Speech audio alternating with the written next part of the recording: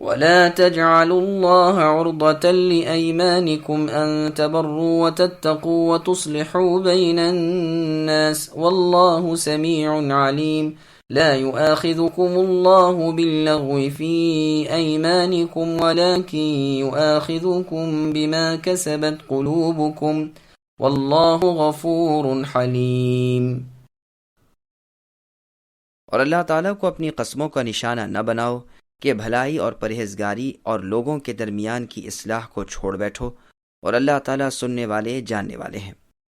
اللہ تعالیٰ تمہیں تمہاری ان قسموں پر نہ پکڑیں گے جو پختہ نہ ہوں، ہاں اس کی پکڑ اس چیز پر ہے جو تمہارے دلوں کا فعل ہو، اور اللہ تعالیٰ بخشنے والے اور بردبار ہیں۔ سامعین، اب آیتوں کی تفسیر سماعت کیجیے۔ قسم اور متعلقہ مسائل۔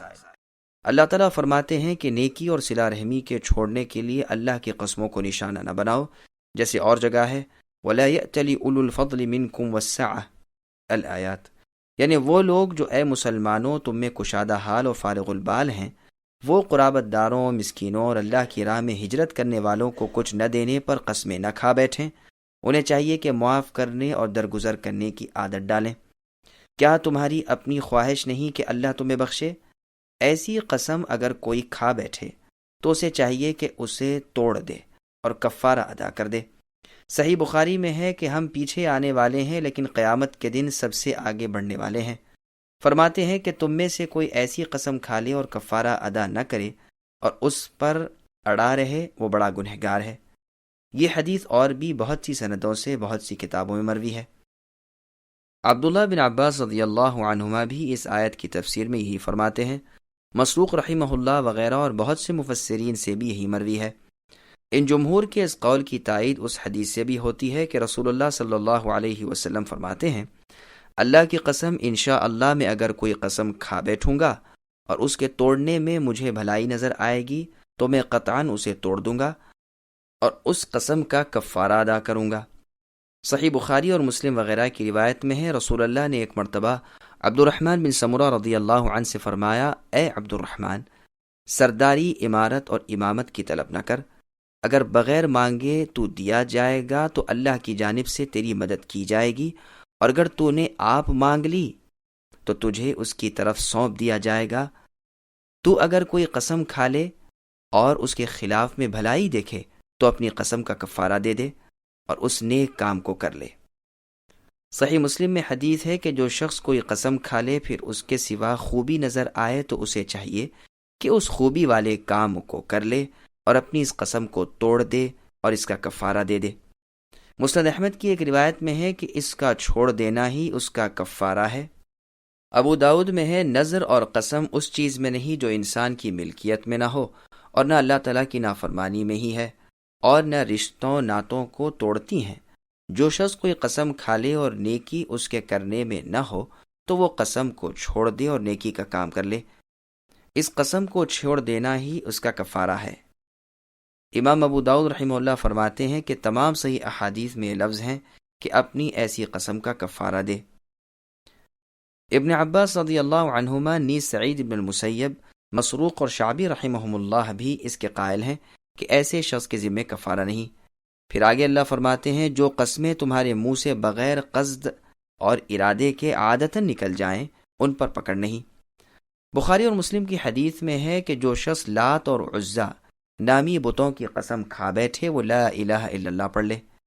یہ ارشاد رسول اللہ کا ان لوگوں کو ہوا تھا جو ابھی ابھی اسلام لائے تھے اور جاہلیت کے زمانے کی یہ قسمیں ان کی زبانوں پر چڑھی ہوئی تھیں، تو ان سے فرمایا کہ اگر عادتاً کبھی ایسے شرکیہ الفاظ نکل جائیں تو فوراً کلمہ توحید پڑھ لیا کرو تاکہ بدلہ ہو جائے۔ پھر آگے اللہ فرماتے ہیں، ہاں جو قسمیں پختگی کے ساتھ دل کے ارادے کے ساتھ قصداً کھائی جائیں ان پر پکڑ ہے۔ دوسری آیت کے لفظ بما عقدتم الایمان ہیں۔ ابو داؤد میں بروایت عائشہ رضی اللہ عنہا ایک مرفوع حدیث مروی ہے جو اور روایتوں میں موقوف وارد ہوئی ہے کہ یہ لغو قسمیں وہ ہیں جو انسان اپنے گھر بار میں بال بچوں میں کہہ دیتا ہے کہ ہاں اللہ کی قسم اور نہیں اللہ کی قسم، غرض بطور تکیہ کلام کے لفظ نکل جاتے ہیں، دل میں اس کی پختگی کا خیال بھی نہیں ہوتا۔ عائشہ رضی اللہ عنہا سے یہ بھی مروی ہے کہ یہ دو قسمیں ہیں جو ہنسی ہنسی میں انسان کے منہ سے نکل جاتی ہیں، ان پر کفارہ نہیں۔ ہاں جو ارادے کے ساتھ قسم ہو پھر اس کا خلاف کرے تو کفارہ ادا کرنا پڑے گا۔ آپ کے علاوہ اور بھی بعض صحابہ اور تابعین نے یہی تفسیر بیان کی ہے۔ یہ بھی مروی ہے کہ ایک آدمی اپنی تحقیق پر بھروسہ کر کے کسی معاملے کی نسبت قسم کھا بیٹھے اور حقیقت میں وہ معاملہ یوں نہ ہو تو یہ قسمیں لغو ہیں۔ یہ معنی بھی دیگر بہت سے حضرات سے مروی ہیں۔ بعض بزرگوں نے فرمایا ہے یہ وہ قسمیں ہیں جو انسان کھا لیتا ہے پھر خیال نہیں رہتا، یا کوئی شخص اپنے لیے کسی کام کے نہ کرنے پر کوئی بد دعا کا کلمہ اپنی زبان سے نکال دیتا ہے، وہ بھی لغو میں داخل ہے، یا غصے میں غضب کی حالت میں بے ساختہ زبان سے قسم نکل جائے، یا حلال کو حرام یا حرام کو حلال کر لے، تو اسے چاہیے کہ ان قسموں کی پرواہ نہ کرے اور اللہ کے احکام کے خلاف نہ کرے۔ سعید بن المسیب رحمہ اللہ سے مروی ہے کہ انصار کے دو شخص جو آپس میں بھائی بھائی تھے، ان کے درمیان کچھ میراث کا مال تھا، تو ایک نے دوسرے سے کہا اب اس مال کی تقسیم کر دو۔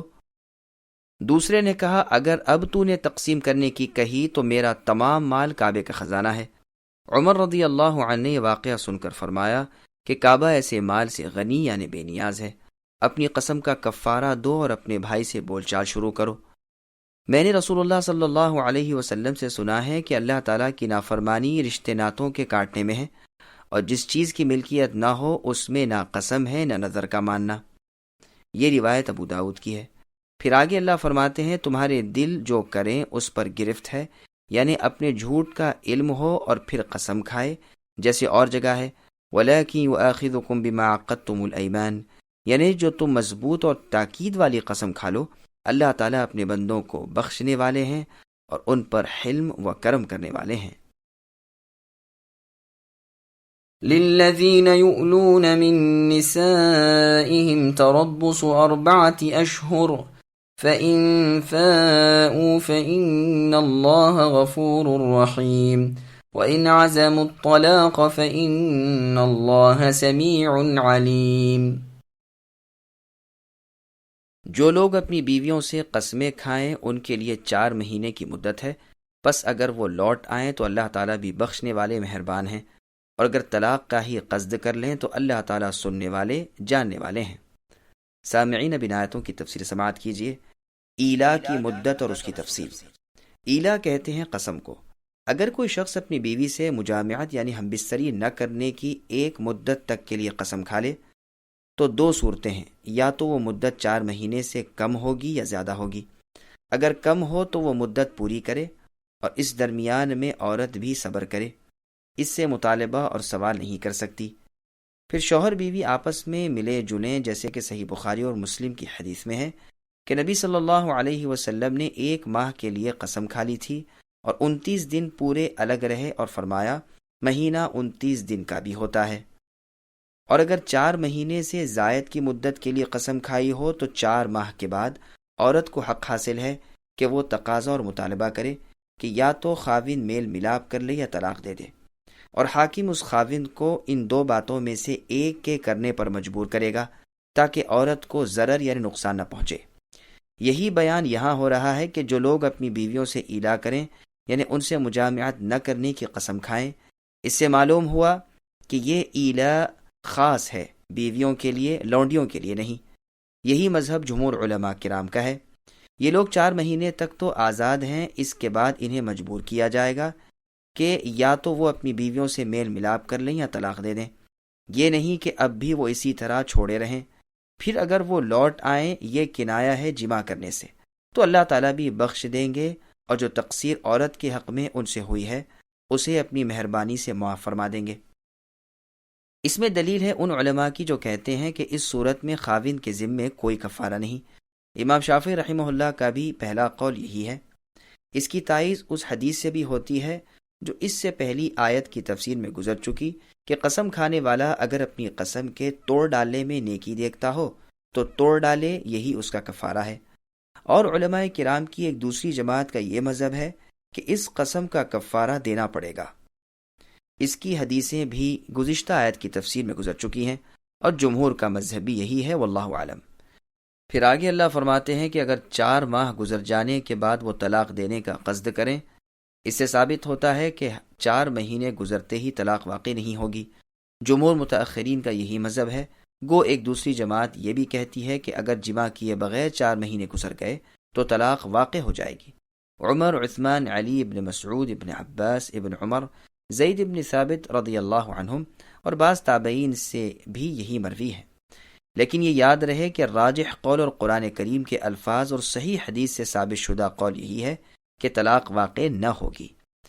پھر بعض تو کہتے ہیں یہ طلاق رجعی ہوگی، بعض کہتے ہیں بائن ہوگی۔ جو لوگ طلاق واقع ہونے کے قائل ہیں وہ فرماتے ہیں کہ اس کے بعد اسے عدت بھی گزارنا پڑے گی۔ ہاں ابن عباس رضی اللہ عنہما اور ابو الشعثاء جابر بن زید فرماتے ہیں کہ اگر ان مہینوں میں اس عورت کو 3 حیض آ گئے ہیں تو اس پر عدت بھی نہیں۔ امام شافعی رحمہ اللہ کا بھی قول یہی ہے، لیکن جمہور متأخرین علماء کا فرمان یہی ہے کہ اس مدت کے گزرتے ہی طلاق واقع نہ ہوگی، بلکہ اب ایلا کرنے والے کو تنگ کیا جائے گا، یا تو وہ اپنی قسم سے توڑے یا پھر طلاق دے دے۔ موطا امام مالک میں عبداللہ ابن عمر رضی اللہ عنہما سے یہی مروی ہے۔ صحیح بخاری میں بھی یہ روایت موجود ہے۔ امام شافعی رحمہ اللہ اپنی سند سے سلیمان ابن یسار رحمہ اللہ سے روایت کرتے ہیں کہ میں نے 10 سے زیادہ صحابہ سے سنا، وہ کہتے تھے کہ 4 ماہ کے بعد ایلا کرنے والے کو کھڑا کیا جائے گا، پس کم سے کم یہ 13 صحابی ہو گئے۔ علی رضی اللہ عنہ سے بھی یہی منقول ہے۔ امام شافعی فرماتے ہیں ہمارا مذہب بھی یہی ہے۔ اور عمر ابن عمر نیز عائشہ، عثمان، زید ابن ثابت رضی اللہ عنہم اور 10 سے اوپر دوسرے صحابہ کرام رضی اللہ عنہم سے بھی یہ مروی ہے۔ دارالقطنی میں ابو صالح رحمہ اللہ فرماتے ہیں میں نے 12 صحابہ سے مسئلہ پوچھا تو سب نے یہی جواب دیا، عمر، عثمان، علی، ابو الدرداء، ام المؤمنین عائشہ، ابن عمر، ابن عباس رضی اللہ عنہم بھی یہی فرماتے ہیں۔ اور تابعین میں سے سعید بن المسیب، عمر بن عبد العزیز، مجاہد، طاؤوس، محمد ابن کعب القرظی، قاسم ابن عبد الرحمن کا بھی یہی قول ہے۔ اور امام مالک، امام شافعی اور امام احمد رحمہم اللہ اور ان کے ساتھیوں کا بھی یہی مذہب ہے۔ امام ابن جریر بھی اسی قول کو پسند کرتے ہیں۔ لیث ابن سعد، اسحاق ابن راہویہ، ابو عبید، قاسم ابن سلام، ابو ثور، داؤد ظاہری رحمہم اللہ وغیرہ بھی یہی فرماتے ہیں۔ یہ سب حضرات فرماتے ہیں کہ اگر 4 ماہ کے بعد وہ رجوع نہ کرے تو اسے طلاق دینے پر مجبور کیا جائے گا۔ اگر طلاق نہ دے تو حاکم خود اس کی طرف سے طلاق دے دے گا، اور یہ طلاق رجعی ہوگی۔ عدت کے اندر رجعت کا حق خاوند کو حاصل ہے۔ ہاں صرف امام مالک رحمہ اللہ فرماتے ہیں کہ اسے رجعت جائز نہیں یہاں تک کہ عدت میں جمع کرے، لیکن یہ قول نہایت ہی غریب ہے۔ یہاں جو 4 مہینے کی تاخیر کی اجازت دی ہے اس کی مناسبت میں موطا مالک میں عبداللہ بن دینار رحمہ اللہ کی روایت سے عمر رضی اللہ عنہ کا ایک واقعہ عموماً فقہاء کرام ذکر کیا کرتے ہیں کہ عمر رضی اللہ عنہ عموماً راتوں کو مدینے کی گلیوں میں گشت لگاتے رہتے۔ ایک رات کو نکلے تو آپ نے سنا کہ ایک عورت اپنے سفر میں گئے ہوئے خاوند کی یاد میں کچھ اشعار پڑھ رہی ہے، جن کا ترجمہ یہ ہے: افسوس ان کالی کالی اور لمبی راتوں میں میرا خاوند نہیں جس سے میں ہنسوں بولوں، قسم اللہ کی اگر اللہ کا خوف نہ ہوتا تو اس وقت اس پلنگ کے پائے حرکت میں ہوتے۔ آپ اپنی صاحبزادی ام المؤمنین حفصہ رضی اللہ عنہا کے پاس آئے اور فرمایا بتاؤ زیادہ سے زیادہ عورت اپنے خاوند کی جدائی پر کتنی مدت صبر کر سکتی ہے؟ فرمایا 6 مہینے یا 4 مہینے۔